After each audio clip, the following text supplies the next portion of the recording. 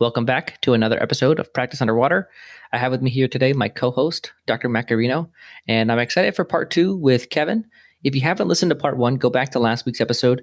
This is a doc who's really just he's been a year in ownership, and he did a year of coaching, and he hasn't quite gotten his practice to where he wants it to be. And so we explore some things in this interview, and then Matt and I have a pretty good discussion in the outro. So we'll keep the intro brief. Matt, is there anything you want to add before we get into this episode? No, you got me centered in our talk off air. I think I'm going into it in the right mindset here. Clarity, the whole 9 yards. All right, so you'll see Matt and I in the outro. Enjoy this interview. This is a fake name, real doc, Kevin. We're back for the second part of this episode with our fake doc, Dr. Kevin. And I can tell you his name is not Kevin. And so let me kind of recap part 1. There was probably a lot more of me asking questions than normal. So if you were listening, trying to figure out where I was going, I'm honestly just trying to get a feel for the situation. So listen to part 1. But if you're not going to listen to part 1, I'll kind of describe my take on things. So Kevin bought this declining practice that at one point was doing over $1 million. And my guess is that was a few years ago, and it's kind of been steadily trickling down. And he ended up taking it over doing like 720, and he did like 650 or something his first year. Does that sound about right, Kevin, or am I a little off? That's about right. Okay. And he's been frustrated because, he's been trying to turn this thing around and it really hasn't turned around. And, my take on things was that his back door, and he kind of acknowledged that there's a lot of patients leaving the practice, and he's just not getting enough new patients to really kind of make up for that loss of patients. And so he has a couple hygiene openings a day. Hygiene's a little light with one hygienist, but not terribly light, but just a little light. And he had like 8 new patients a month when he bought the practice, but now he's hovering about 15. He's a former Justin Short client, and they were trying to try out some things in marketing. He wasn't getting a whole lot of traction. Was kind of investing between $3,000 to $4,000 a month in marketing. And, I guess the thing I never asked you was, I think everyone has this number in mind. Like, if I could just get my practice to blank, that would be awesome. So kind of what's that number for you? Like, if I could just get my practice to consistently collecting X, what is that like? I'll say $1 million a year. Okay. So 83. Yeah. Yeah. I think everybody knows that number, 83. I love 83. Mm-hmm. Yeah. So we're looking at $1 million. So I can just tell you right off the bat, and we'll talk about your front desk in a second. But 83, you need 2 hygienists. So I think one thing that I was talking to Kevin about was just like being okay with who you are. I think that's you can always improve. And, I gave him some tips in the last episode about improving his diagnosis and working with his hygienist to work on his case acceptance. But know who you are and know your patient base. Like, one hygienist doing $1 million a year in your practice with you as a dentist, I'm not saying anything, but that's just probably not the most straightforward path. So like acknowledging that, look, I can improve, but at the same time, I am who I am. And that's okay. Like, it's okay to be who I am. And I just have a different path to $1 million than some. Some people can do $1 million with one hygienist and others can't, and like for me, I was kind of joking with Kevin in our little intermission between the 2 episodes. I was like, dude, look, I'm a lazy dentist. Like, I just am. Patients want to do same day treatment. I don't always feel up for it, and I won't always do it. And like, for me, I just require more hygienists and more productive hygiene. And I delegate a lot of my clinical procedures so I can have a lot of time to sit there and do nothing. Like, that's just what I like to do, and so like, instead of feeling bad about that, just be okay with it, because that's ultimately who you are. Like, I think for me, if I gave Kevin the recipe to diagnose $130,000 next month, like, he would not feel good about it because he sees not that, so like, why would he? That's not sustainable. Like, because consistently, like, if you want to do, you're looking at like $25,000 a month in hygiene, and then you got to produce 60. So if you got to produce 60, with kind of what you're batting, you really got to be diagnosing like 180, 180 to 200 with your batting percentage. And that's about double where you're at currently. So like, if I just told him, hey, have fun. Don't change anything. Just diagnose twice as much. Like that's not going to make him happy. That's not a consistent way that's not sustainable. So, I think we're just trying to explore certain things. But one thing that I was kind of poking and prodding at last episode was about eAssist. So you hired, you paid about $1,000 a month is my guess. I don't know how much it ends up being. 1,200 Yeah. and are they doing verification for you? No. Okay. So they're doing your collections. Yeah. And so did you have any issues with your front office employee that you let go of? Well, she was our scheduler, and Okay. our schedule was pretty empty most days. So, yeah, we just let her go. Okay. And how much did she cost you a month? Maybe like 3,500 a month. Okay. What was her hourly? It was 25, 24, somewhere around there. 25. That's fairly high. And I mean, this was so what, how long were you thinking about doing this? What sort of, was this like a Justin Short and you kind of determined that was the best thing to do Yeah, I already had it in my mind when I bought the practice that I might have to let one of the two front office girls go. Mm-hmm. And I was originally thinking the other one because she had been there less time and she might have been less experienced. But then she proved to be the better one as far as being more efficient and more effective at doing things. And the other one wasn't like really great at anything. So even though she had been there longer and a lot of the patients liked her, I just made the decision to let her go. Okay. Okay. I'm not going to shoulda, coulda, woulda you or anything.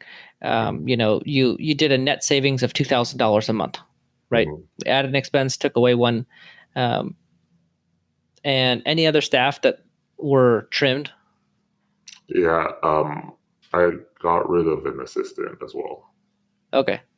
And, you run one column. So like if I'm looking to schedule an appointment in your column, like how long would it take me to get in for a crown? We could get you in the same day because I run one column, but you run two columns with one assistant? Yeah, I can do that. Okay. Basically. Okay. So yeah, I don't think you have I don't know. I guess for me, like we talked about it last episode, but the recall, like the reactivation recall part of things, like Mm-hmm. that's the scheduler's job. So they obviously were not doing their job. I get that. I just, for me, it's obvious that job is not getting done. Like that is, based on the number of patients that you have, like, if I'm looking at your PBN, I see that like half of your patients are current on your recare and half of them are not. So that's like a fairly, like in my practice, I think at about 70% of my patients are current for recare, and that's usually about as high as you can get it. So, and you could probably get low 70s, but you have that is a whole, and like you've kind of acknowledged that patients are leaving, but I also feel like patients are leaving, and I mean, how many of them are leaving from operational inefficiency versus just leaving because they don't want to be there? My guess is that there might be people don't love changing dentists. They're just like, oh, I haven't been to the dentist in so long, and I'll just go to another one now. It's been too long, but like so I just feel like there's a lot to be had there. Mm-hmm. And it's crazy how it works, but hygiene is such a big driver of the bus. Just keeping it full and keeping those patients in it really goes a long way. So how did that affect the office? Just kind of letting go of one of the team members that was kind of an integral member. I don't know, like how did it affect the rest of the staff? Uh-huh. I think it was fine. Like she didn't really have a great attitude, so no one was sad to see her go or anything. Okay, so yeah, it wasn't a big deal. No, not really. Okay. In general, how is your staff? I think they're pretty good. Like they're tight knit and they work pretty hard. So like do you guys have if there's something bothering them, Like, Mhm. are they going to come talk to you, or are they going to like not talk to you for a while and then like eventually bring it up I would say they will talk to me, or right away? more likely they'll talk to the front office manager, and then she will talk to me Okay. because she's been there the longest now. Okay. Um, so I do want to talk about the marketing piece. I do Okay. think that's important. So my two initial thoughts are when in this process, so you bought the practice a year ago, how long until you fired that scheduler? I bought it in July, and I fired her at the end of November. Okay, so she was there for a while. Yeah, Okay. And um, so when did you start marketing? in probably August. Okay, so right after you bought it. Yeah, And what did you start with? I started um with the mailers. Yeah, Okay, postcards. yeah, And you were spending 3,500 a month on postcards, yeah, and your new patient flow was still like under 10. yeah. How many Google reviews do you guys have? We have somewhere like 160, something like that. Wow. Okay. And then after, so how long did you do direct mail for? I did my last piece of direct mail like maybe a month or two ago. It's probably 2 months ago. And have you noticed a drop off in new patient flow? No, because I basically traded the mailers for the Google ads. And I had done Google ads before last year, but the the company I used last year wasn't great with the Google ads. So Okay. it actually got 0 calls Oh, last year. But this year is working with this new company. okay. So you went to Breakaway? Yeah. What were your takeaways? I'm always curious.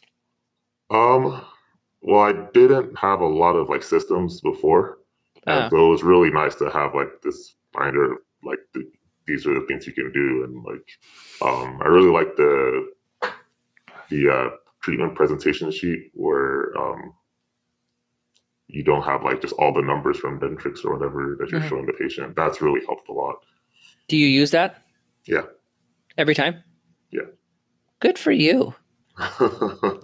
Yeah, I don't think you got a front. I don't think it's the front.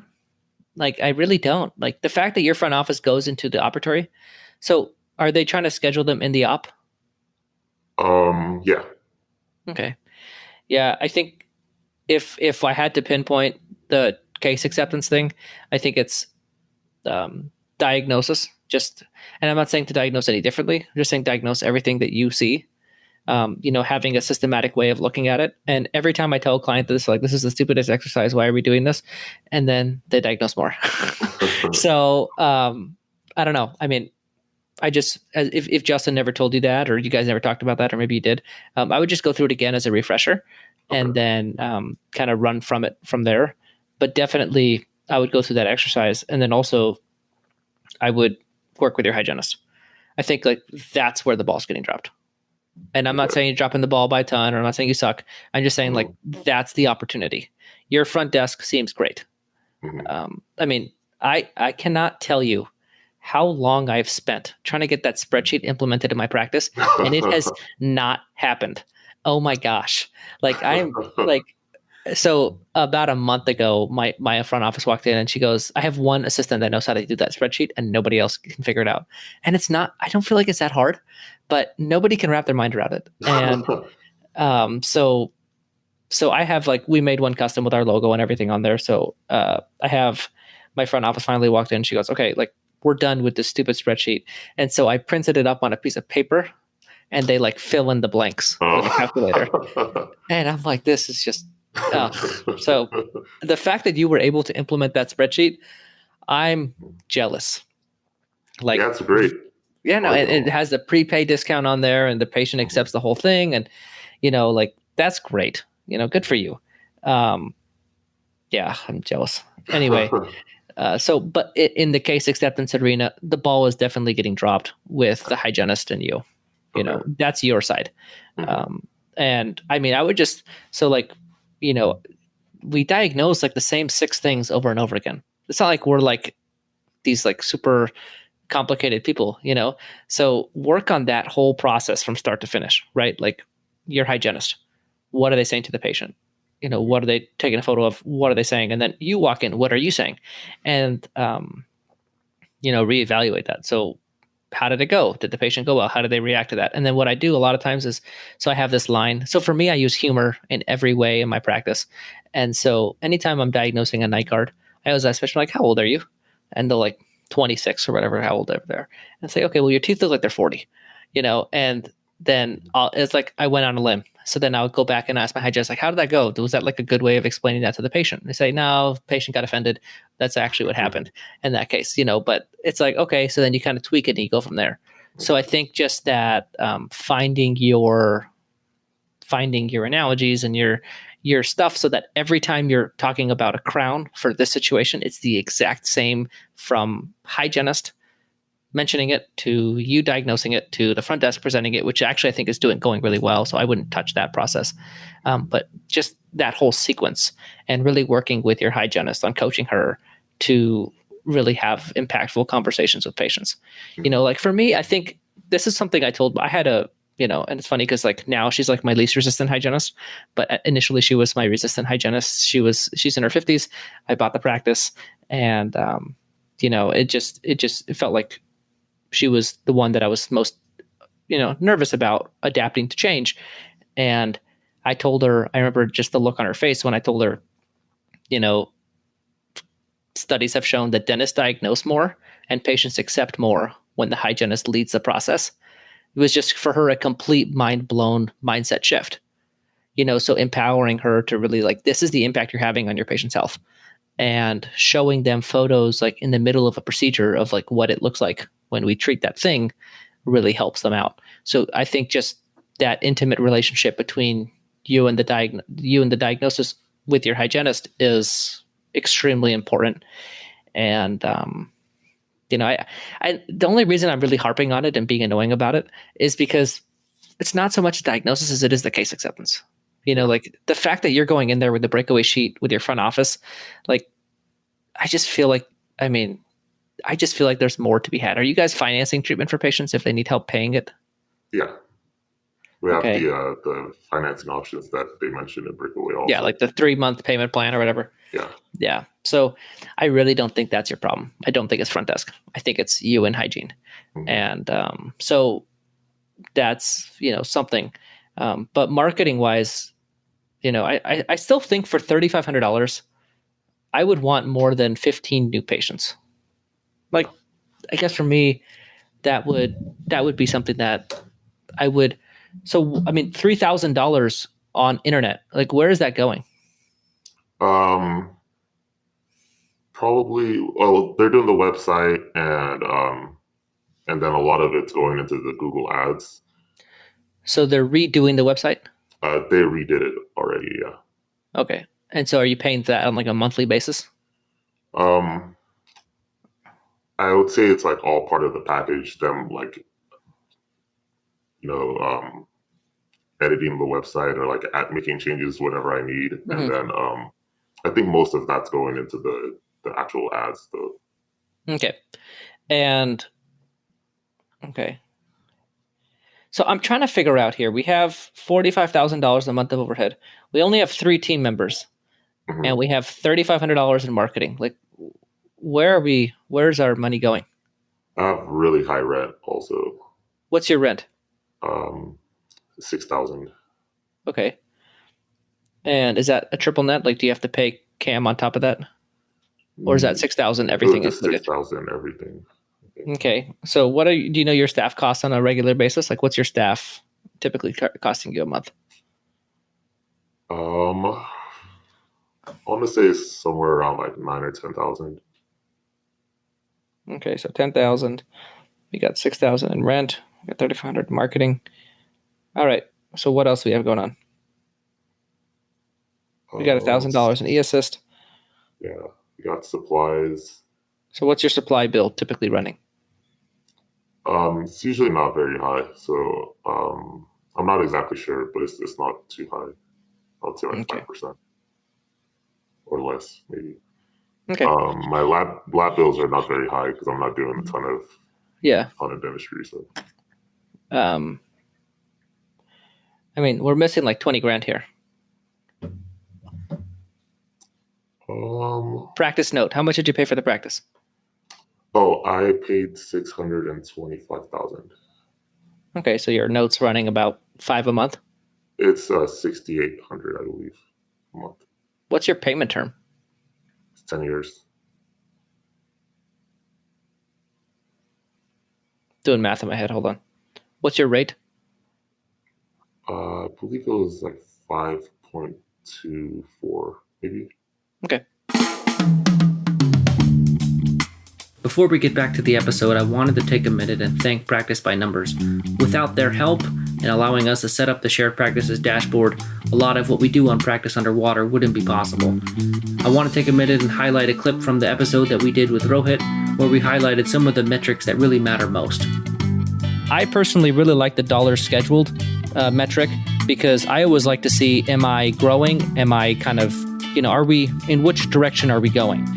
We should be at least scheduling more than we're producing because usually some patients drop off. So I think that's kind of a good place to be. And so when I have a client and they just had a bad month and they're feeling down on themselves, I can always look at their dollar schedule to see which way are they trending. Are they going to have a big month next month? Like, can they cheer themselves up knowing that they're scheduled in a growth trajectory? Or are they ultimately, I need to say, hey man, you got an issue. I know you just had a good month, but you're setting up yourselves up for a couple bad months. And, then they can turn it around. But I think having that heads up holds you accountable as a business owner where you're not relying on how much money did I make this month. And that's how I know, how things are going. I think you have the heads up one way or the other. I hope you guys enjoyed that clip. If you guys are interested in trying out Practice by Numbers and looking at your practice through the shared practices dashboard, and there are many other dashboards, you can go to practicebynumbers.com and set up a free trial. So let me think out loud for a second. I'll let you in on what I'm trying to do. Okay. You have this marketing package. Do you know how much ad spend you have for pay-per-click? I'm not exactly sure. My guess is you're hovering around $1,500. Okay. That's just a guess. I don't know for sure. But you kind of have this package right now where your ad spend is not a ton compared to your total budget because they redid your website, they're managing your pay-per-click, they're doing your SEO and all that stuff. Mm-hmm. And you really do need more marketing. You need to get to the point where you have 2 hygienists. So we work on your reactivation, we work on everything, but we're not going to change the fact that you need more patients and you need more new patients. Yeah. So I'm trying to free up, let's just say $4,000 a month, because I get that you don't have money right now. Mm-hmm. Its cash flow's tight. So the idea of throwing $4,000 a month at something without cutting anything isn't a super favorable thing. But really, we need to market not for how much you can afford, but how many new patients you need. And you're on the spectrum, you're like an SUV. You need a lot of fuel to run the car. You need a lot of patients because of all the things that we've talked about already.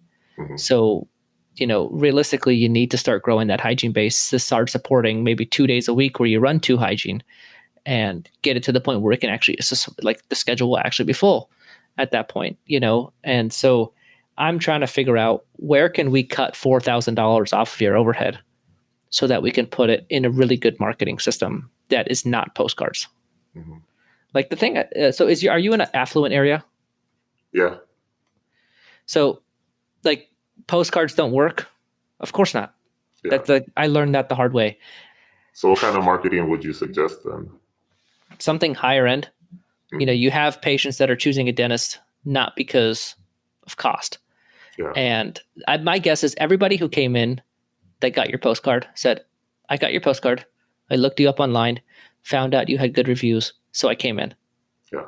So you really the postcard did not accomplish anything other than get you patients that are coming in for a coupon.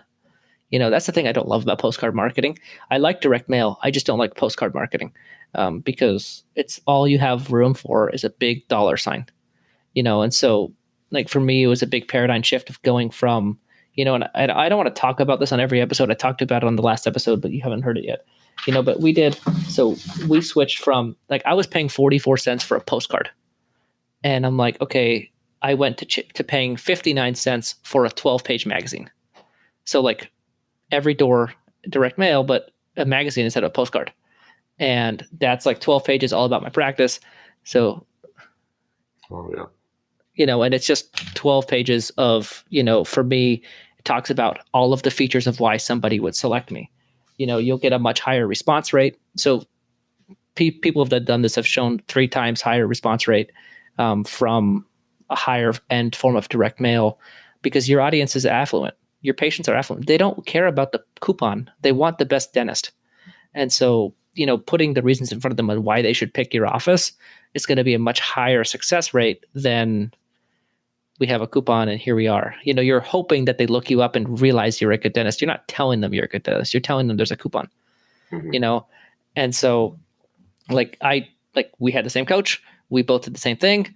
And I did direct mail forever. And it just didn't work in my hands because I have a higher income population. And I switched marketing companies.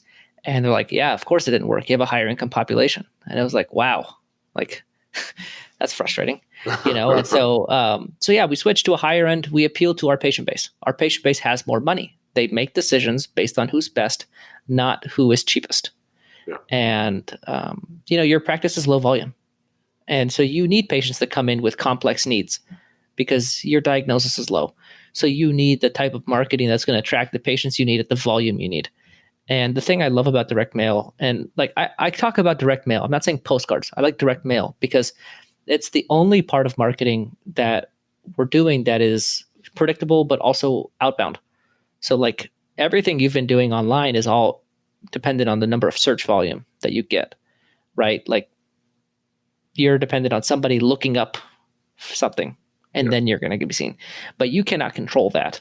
You can control how many mailers you send out, and then that they have a typical conversion rate, and then you answer the phone a certain percentage. It's a math equation at that point.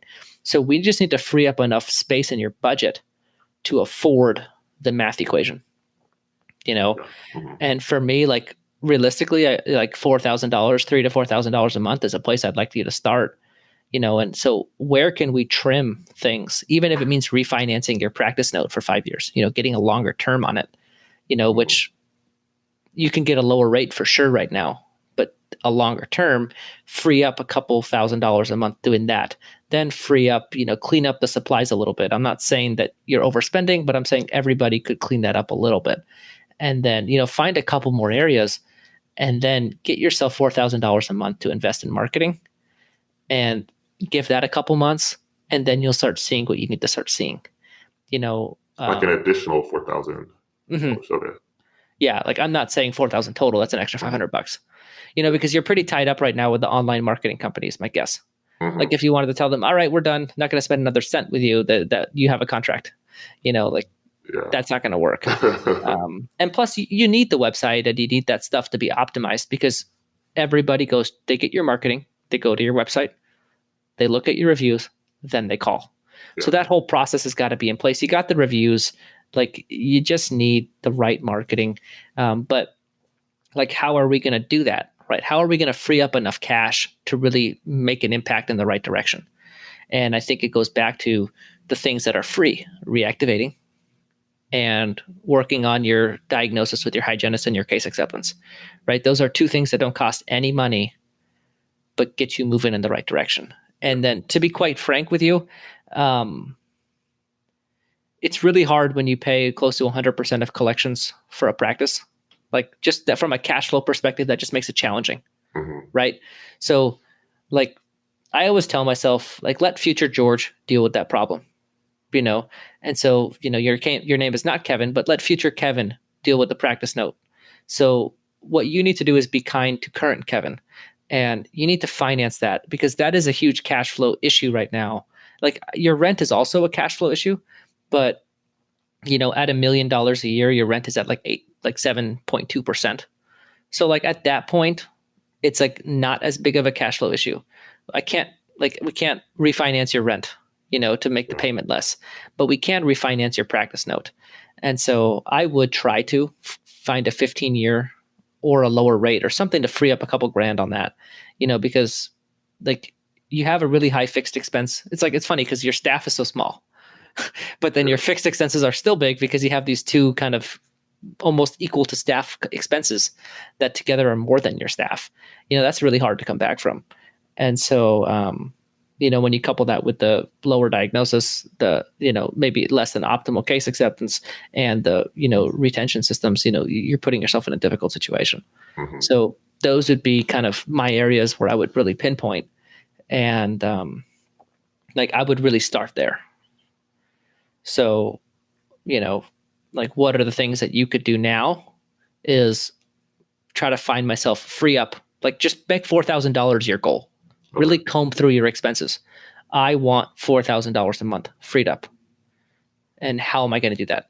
Because for me, if I tell you, hey man, invest another $4,000 a month, you're like, dude, that's my income. That's not going to happen.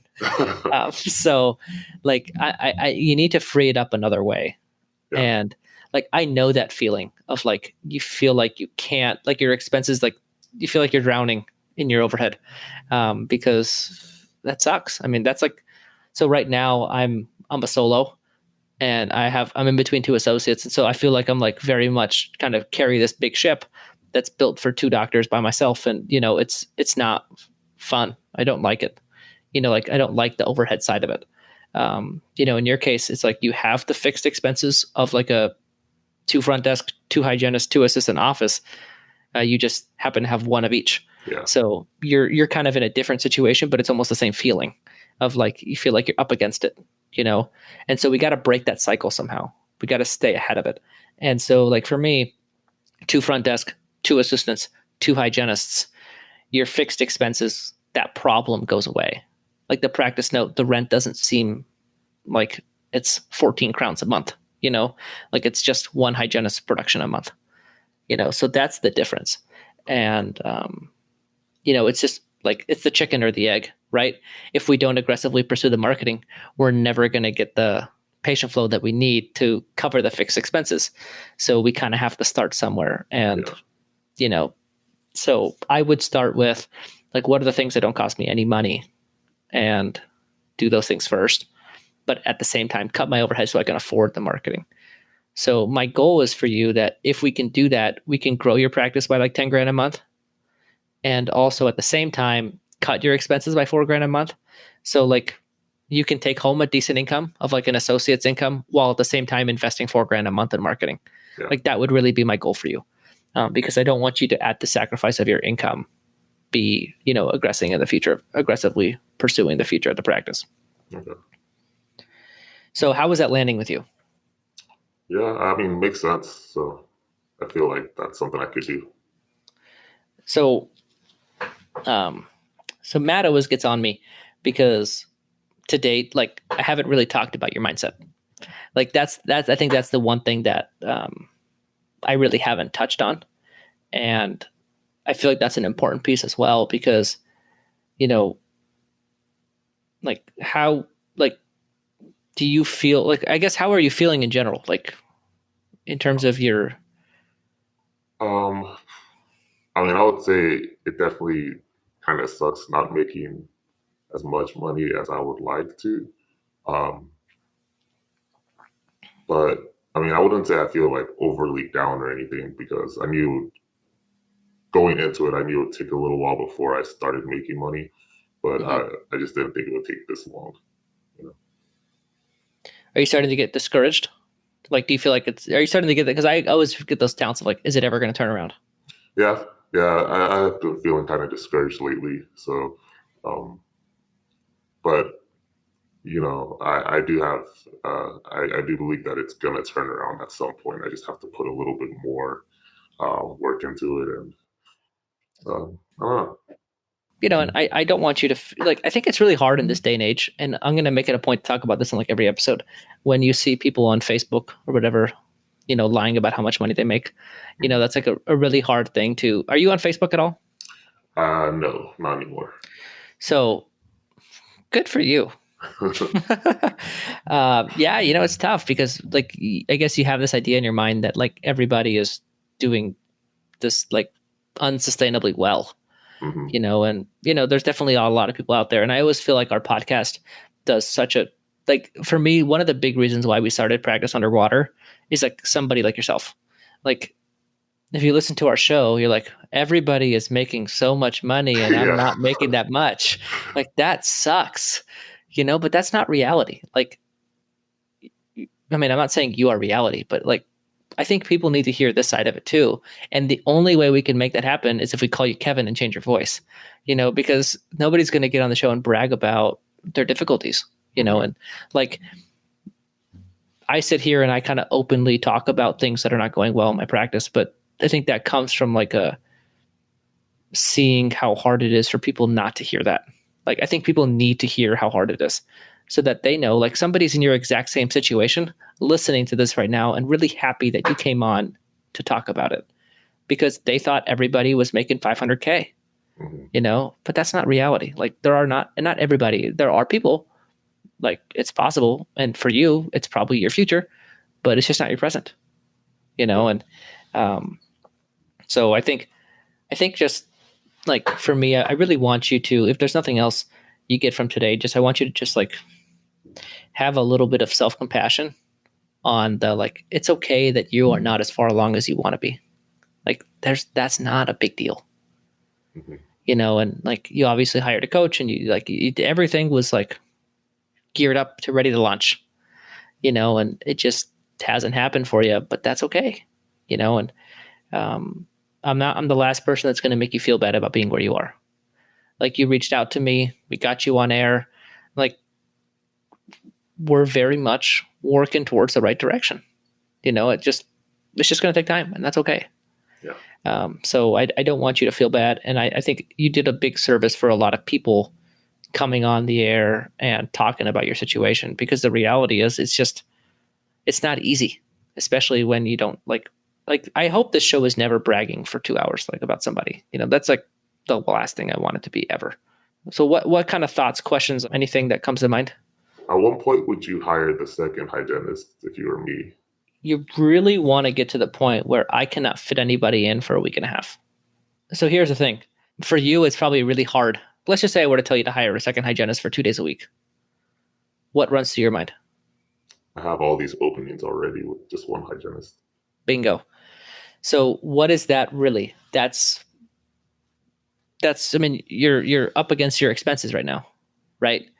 The idea of adding more expenses, and I'm telling you, your most expensive employee to hire another one, like, these are all things that are bringing up this, for me, I get like a tight chest whenever I feel anxious.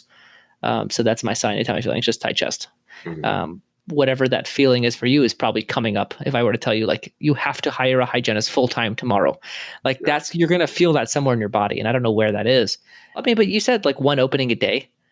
Yeah. Right now. That's what we start off with. Yeah. If a new patient calls in, like, I guess here's what I want to know. How long are you booking a new patient in hygiene? 90 minutes. Okay.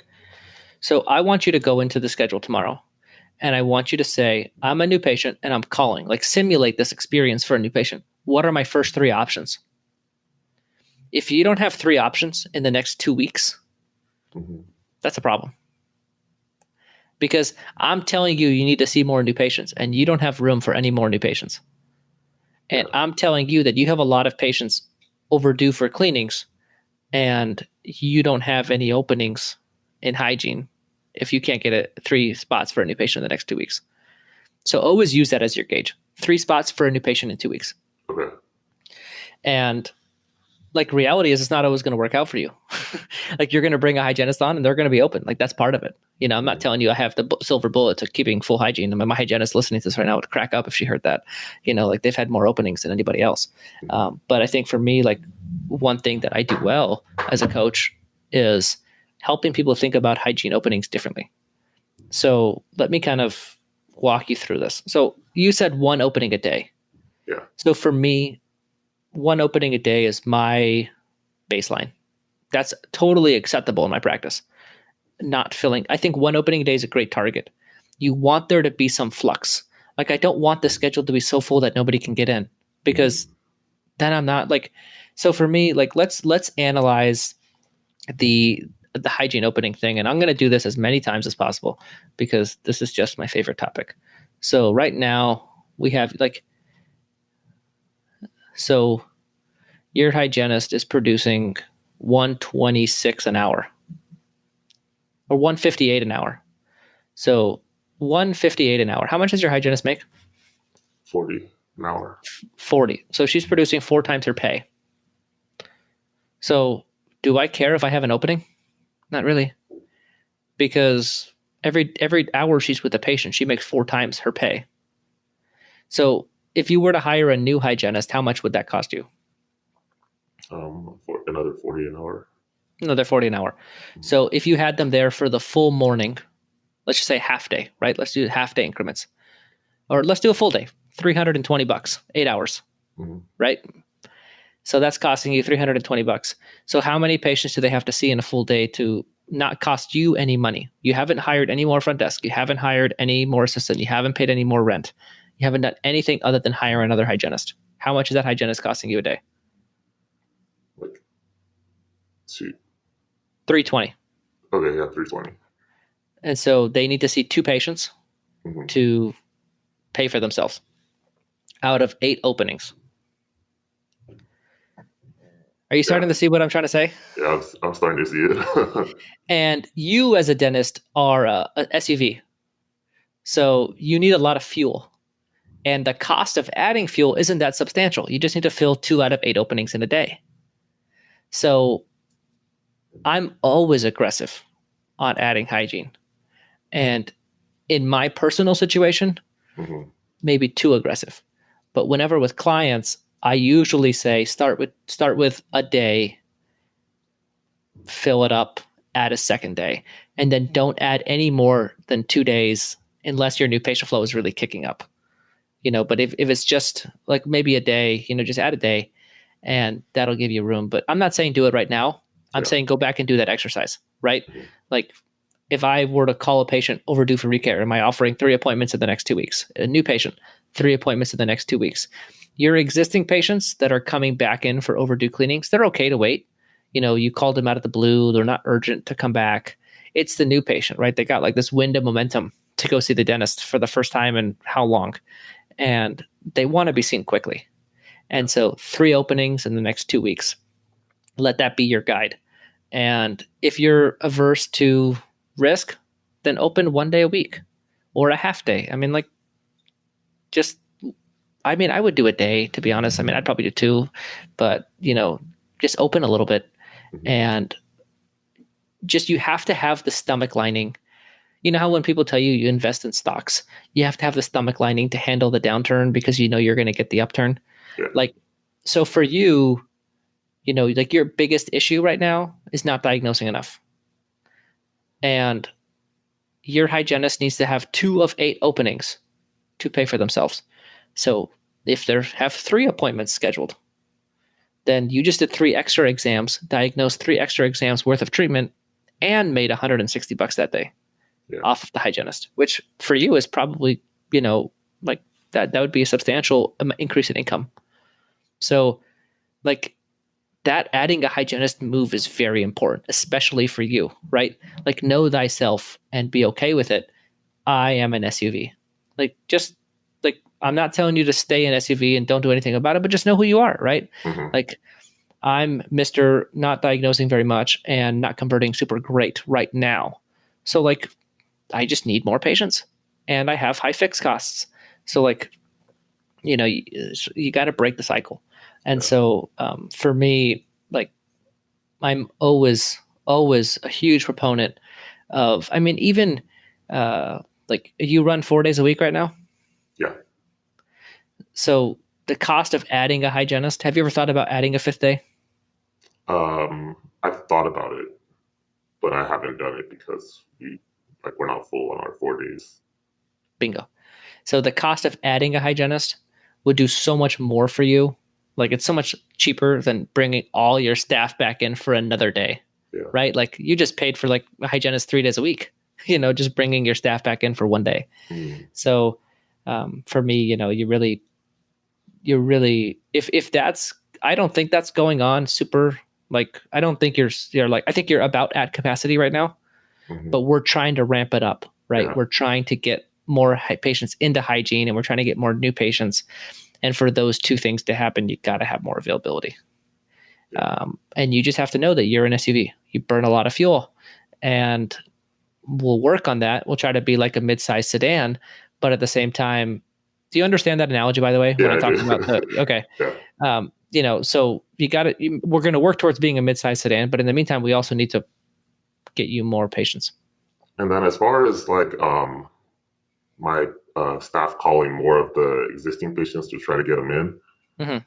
So are you kind of looked at me funny when I said I only had like the one front office. Would you No. have not? So Yeah. here's my thing. Look, I'm honest, right? I'll just be honest. Yeah.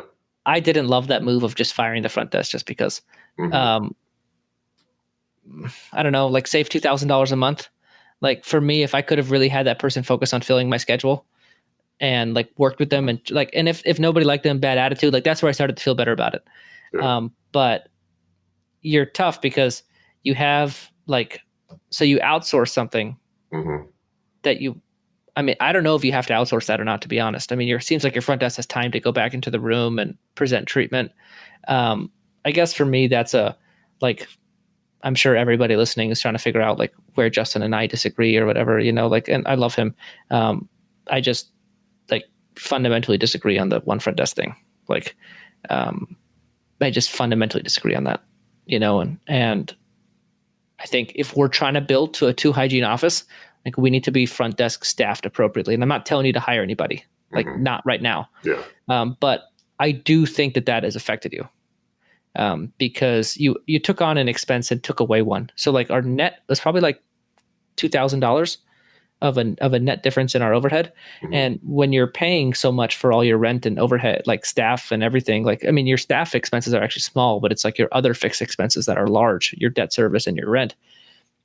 You need to try pushing past that. And that contracting move was the opposite.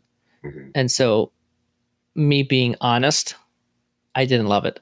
And like I would have tried to work with that scheduler on using practice by numbers and really calling 200 patients a month and trying to fill up that extra day of hygiene and really pushing that way versus because you can't retract.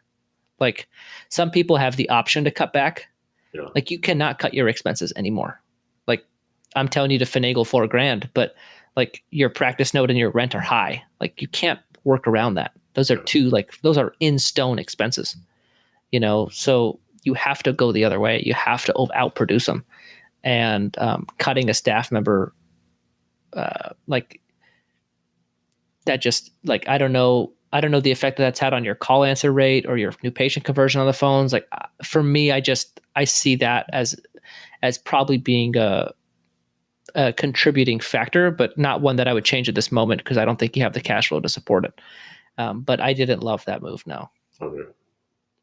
And I'm not like, look, I'm the king of doing bad moves. So like really, like it's true. Like I've probably done, marketing wise, easy burned $100,000 this year. Easy. Just totally wasted it, but like, yeah, I mean, I'm like the king of making mistakes and like, so don't take that as like I should feel bad about myself or I'm criticizing your coach or anything. I'm just looking at that situation and I kind of have my reaction to it. But like allow yourself, that goes back to that self-compassion, like allow yourself to make a mistake. Like it's okay. Like nobody bats 100. Yeah. I have made, so anytime I pitch somebody to coach them, because I really like coaching my model, like a group practice type model. And I always tell them like, dude, I've made way more mistakes than you've made. So like I have a lot more experience. And in your case, you've just made a couple mistakes here and there. Now you have experience, and it's like, the guys at Google, they always say like, like they became successful because they failed quickly, but it's always, everybody fails at everything. Like that's just what it is. And then you succeed. Like, I feel like I do like 3 things really well. And the rest of everything else I've tried has totally failed. Like the spreadsheet thing, like that's one of a million things that I've done that has totally fallen on its face, and like, you just keep trying. Like that's how you have to do it. So I don't like, I that's my take on it. Like, I think for me, I hold my hat on being an honest person in every facet of my life. And so, yeah, I'll be honest. I also don't want you to feel bad because you were in a situation where everything looked like that was the best move. I disagree. That was my take on that move. I think it affected your missed call rate, the new patient conversion. Because like for me, when I hear my front desk leaves, to go talk to a patient in, hygiene. First thing I'm thinking is phones. Yeah. Your collections were fine. I usually only recommend an e-assist outsource. I think that's kind of like a thing that fire front desk and outsource insurance is like a combination to save some money. I usually only recommend an e-assist outsource if collections suck. Then like get it under control, outsource, and then bring it back. Because long term it ended up being more expensive than a staff member. I mean, but that was an overpaid staff member that wasn't a great fit. Yeah. So I think for me, that's where I'm kind of like, I don't know, $25 an hour for somebody who doesn't do a whole lot. It seems like $18 an hour for somebody who's really good would have been like a more straightforward decision. Like I kind of agree with the decision to let go of that person. I just don't necessarily agree with the decision to not replace. Okay, I see. Yeah. Yeah, I mean, $25 an hour for minimal productivity. Like if we were to cut that expense from going from $25 to $18 an hour, that cuts you down to $2,500. Then we get somebody, then our net expense is like $1,000 a month to keep that full-time staff member. So that's where I start to like it a lot more. Okay, you know what I mean? So yeah. I'm not saying that $25 overpaid miserable person is a great fit for your practice. I think it's that, you're cutting off one of your limbs on a very important part of your practice. So I don't love that move. Okay. So what were your takeaways from today? Definitely hit the calls. Make sure my front office and my whole staff is just calling a lot of those patients. Work with the hygienist, and then work on diagnosing as well. Which is so me and Justin were working a lot with the hygienist and with diagnosing, and I was diagnosing more when I had Justin as my coach. So I just got to get back to that, I guess. Yeah. So like for me, like people always text me, and I always find it to be like the difficult question to answer. Like, what are the most important KPIs? And it's like, well, I talked to you for 2 hours, and now I know the answer. But like for you, your hygiene production, that is your most important KPI. Because for you, we need to keep your hygienist seeing patients. So most important one is staying ahead of your hygiene openings. Second is your total diagnosis. And your treatment acceptance. Like those are the three things you really need to be looking for. And again, that goes back to the things we've talked about, right? Recall, reactivation, and talking with your hygienist, working on that co-diagnosis sequence. Those are like 1 and 2. Yeah. And then we need to open up some of our budget so we can start marketing and grow in this thing past what it is currently. So I would put them in that order. I feel like I'm missing one. Did we talk about something else that I'm not mentioning in that list? I'm trying to keep it simple for you to remember. But we talked about adding a hygienist at some point. Yeah, and that comes after the marketing. But that's really the direction you have to go. You got to get out of that feeling of being stuck. Like right now you're stuck in don't have enough patients, don't have enough staff, too high of expenses. Like that's a really suffocating place to be. And we need to start breaking past the suffocation to the point where we can dilute some of our like in-stone expenses. Refinance that practice note if you can. Okay. Yeah. I would really explore that. Because $6,800 a month right now is, but man, you have a 3-2-1. You probably signed a 3-2-1 prepayment penalty, didn't you? Yeah. Anyway, I'll let you figure all that out. You have any other questions for me? No, I think that's it. All right. I hope you guys enjoyed the episode. I'm trying to keep these off the cuff, very conversational. So feedback if you guys like it that way, or if you prefer I'm a little bit more polished. All right, guys, before we jump into the outro, Matt just roasted me, or he said he's going to roast me on the air for my talking about our real doc fake name, Kevin here. And he's just really not a fan of that. So I just keep doing it just to egg him on. So this is actually when I do roast you in this way, it's going to come out before this interview. So they'll already have heard it. So when the last interview that I've done, you'll know what it is. All right. So let's just kind of address the awkwardness of this a little bit. So look, I mean, me, you, and Kevin all had the same coach. We all worked with Justin Short for a year. And I think it's interesting because through this interview, I wasn't expecting, so I didn't really know about his working with Justin until the interview had started. And so I wasn't really expecting a lot of the things. And when we do video, you kind of pick up on my facial expressions with a few things that he says. And he kind of called me out on it towards the end of the interview. And so it kind of puts us in an awkward situation where, we're really good friends with Justin, and we both worked with him. We both took a lot of things that we really appreciate, and like we are better dentists and leaders because of our work with Justin. But then I also think we both have, and obviously we started a similar company to what he does, but we took the things that I think we felt we wished we had, and we sort of added them to what we do. And so,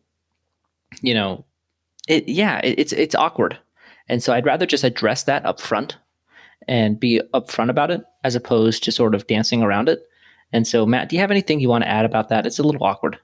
Yeah, I mean, Justin's probably the biggest mentor and influencer in my career. I owe a lot to first off, the example he set for us, what he showed us, what is possible, as far as like earnings and lifestyle that you're able to have as a dental practice owner. Like he completely changed my life, and I can say that with confidence. But I think we'll get into it now. Just some foundational things about coaching. Now that we've been coaching for a while, you and I, George, some foundational principles that I disagree with his coaching. Yeah. So, I mean, well, let's first bring it back to this interview because, I think we both sort of, in general, I think we've seen a trend of like the same. So like you, me, Kevin, and a lot of other, we've kind of talked to other guys that have gone through coaching with TLP, and, you kind of get the same suggestions about a lot of different things. And there are a few of them that we have issues with. And I think that a couple of them came out in this interview. And so I think that's sort of, so can you kind of detail, I guess, some of the things that you didn't like that you heard from this listener? Yeah, it's similar to a previous talk you and I, George, had on air about people who take what marketing worked in their associate job and then bring it to your ownership. Like there's no one size fits all answers to these kind of things. So specifically, what comes up a lot with Justin clients, as he recommended for us, has been mailers. If you don't have money for marketing, Groupon. You got an overhead problem, fire staff, do assist. Like those things keep coming up, and a lot of times they don't fit. And this playbook thing of like, this is what you do, it doesn't work. Like this is why our coaching is metrics based, because the metrics wouldn't, you gotta take the whole story, the area he's in, where he's at in all these different numbers, like where his mindset's at. You got to take the whole thing. There's no one size fits all. So I strongly disagree. He mentioned that he didn't like the staff member. So, okay, fine. But to fire the staff member and not look for a replacement in that point, and then now phones being misanswered or not answered, he's not reappointing patients who are overdue, like that whole key role in the practice is not being filled, and he's seeing the effects of that. That's why I strongly disagree with that choice to fire this person and not replace her. Yeah, and for me, I think it's hard because his staff overhead is actually 20%. Like he's following that type of script that they talk about, but the issue is he's making $5,000 a month because his fixed costs are so high. And so, the reality is in this situation, you have to run away from that fixed cost. You have to, and if it means taking on an additional $1,000 a month, like that's the net cost difference between the e-assist and the staff member is about $1,000 a month. And they didn't have a collections problem before. So usually if the practice does not have a collections problem, I typically do not, recommend an outsourcing the collection side of things, because usually that's actually the easiest thing to do is collect. It's the reappointing and the retention and the reactivation, all those other things that the front desk offers that are really vital. And so his lack of filling hygiene is costing him so much more than $1,000 a month. And so, I think that's sort of the reason why we didn't necessarily love that decision. And I think it felt in his situation with as high of like his rent and practice note are $14,000 a month. Like that's a really big nut to crack for somebody that's not really producing, so they need to start producing. Like that's how they're going to get past that. Yeah. And it's like this whole strategy of, okay, the doctor isn't taking home what he wants to take home. Let's cut costs. Like let's do what we can to get costs under control. So the overhead goes down and you can start making some money. Like I'm much more on the side of let's do the things necessary to sustainably raise production. And then if there are low-hanging fruits in the overhead that we can cut, let's do those too. Supplies, lab, like easy stuff to cut a little bit, but not not in a key role in the practice. Like I don't know. Stop me if I'm Yeah, so and we're not saying hitting that my. they always recommend not growing the practice. I mean, they were both very growth. Justin was very growth minded with us. It just the decision that was made really did not, in our opinion, fit that situation. And so I think the other thing was that Matt had talked about was refinancing that note. I again that'll really free up some cash for him. He cannot afford that type of note right now. Yeah, and especially now, interest rates are, I mean, low. You can get it under 4% BOA. Like if he needs to extend it to 15 years, that can free up several $1,000s a month. He can either more wisely invest in marketing or just take home some more money a month. Yeah, and I agree. I think that the whole idea of postcard direct mail in affluent areas, Kevin, me, you all have done that, and we all have been in affluent areas, and we all have not seen results from that. It's just that was another thing that we kind of all picked up on. But yeah, I mean, I think it's just that that idea does bother us a little bit, and I think obviously I am partially responsible for that, having I guess been so public about my experience and my coaching. Yeah, and George, how were you able to get over so easily? Like as you mentioned a lot, the $1,000 of mistakes you've made. Like for me, those kind of hang on me, and I like kind of don't get over them. Like you've been very vocal about the money you've spent that hasn't worked out. How are you personally able to like get around that? Well, I think we go into work with different mindsets, and I think that's really where it starts. So my experience with you has really been you go to the office to make money, and so when you go in with that mindset. And this is very much like an on-air conversation that Matt I would totally have off-air. But just by the way, when you go into work with that mindset, the amount of money that you lose or you spend is really affecting you because that's not money you're taking home. For me, I very much go in with a more visionary mindset of I'm building the practice of my dreams, and I go into work to build the vision. And so for me, it's a lot easier I feel like there's a trial and error process to refining and understanding what it is. Like I finally figured out the marketing piece, but it took me a year and $100,000 for sure. And so, yeah, I mean, like it's okay with me to go in and experiment because I know that I'm building something that I want to be sustainable and successful. And so I kind of have budgeted myself, this time to really figure out what's going to be long-term sustainable for what I'm looking for. And so I think you just sort of in your mind normalize that, like I'm going to waste money in certain places, finding what works. Yeah, and I think just to give the listeners a window into my life, like I'm very aggressively paying off my loans. It's been a goal of mine to pay off the 450 year and a half into ownership, and I think that kind of pressure of having to put $30,000 a month towards my loans and making enough production where I get there, that it's hindered my ability to try certain things that may grow my practice into a more sustainable practice quicker. Because I'm constantly making sure that I have that money at the end of every month to put towards that. So I think, doing some reflection myself here on air, that's kind of hindered the growth of my practice. And for me, I'm very much the opposite, where I walk in and my objective, and obviously I'm aggressive to a fault. Like I definitely, if I could go back and tell myself something, I would tell myself to calm down and just let it come to you a little bit more. I was very much trying to force my way to my vision. As a result, I left a lot of money on the table by, spending money that I probably shouldn't have or didn't need to spend in certain places. Yeah, I think we just go to work with two completely different mindsets. And I do not go to work thinking about how much money I'm going to make this month. I go to work thinking about how am I going to get closer to my vision for my practice.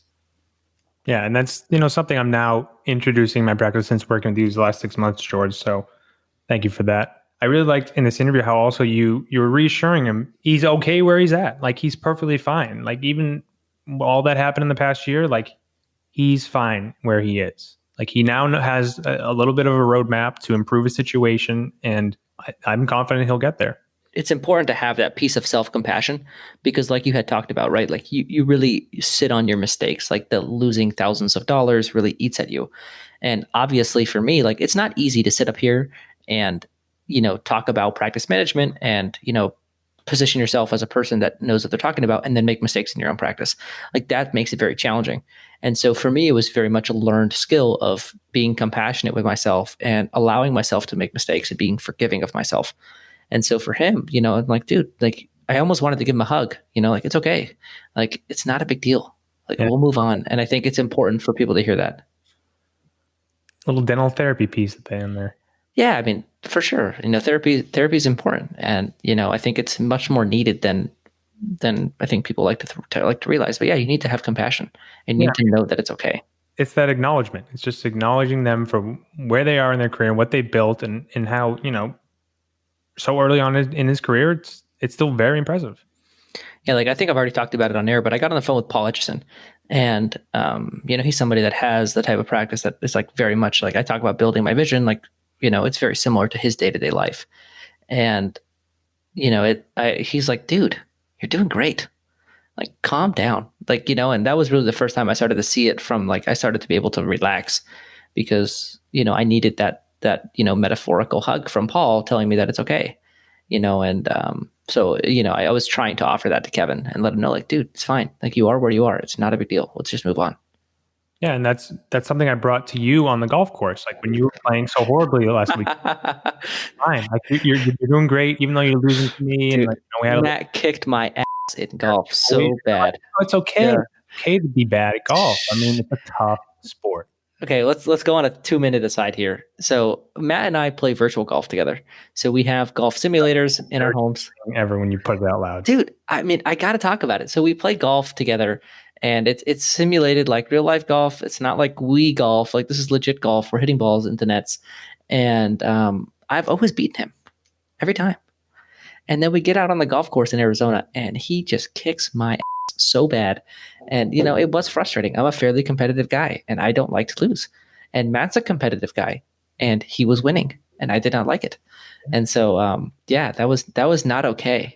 I know on your home course when you play. Yeah, that's the one. Literally, I played that course like 50 plus times. Yeah. Yeah.